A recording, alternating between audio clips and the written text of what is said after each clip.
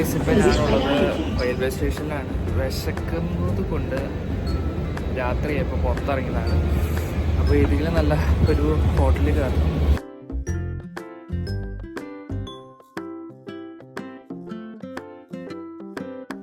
Guys, അങ്ങനെ ഞങ്ങൾ ലൊക്കേഷനിലെത്തി. Zoological ഗാർഡനിലാണ് ഈ ലൊക്കേഷൻ വരുന്നത്.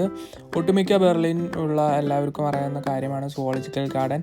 അങ്ങനെ ഞങ്ങൾ എത്തിയത് റിസ ചിക്കനാണ്. ഇവിടുത്തെ ഒത്തിരി മെനു ഉണ്ട്. ഇതിൽ മെയിൻലി ബീഫും അതുപോലെ തന്നെ അങ്ങനെ ഒത്തിരി മെനു ഉണ്ട്.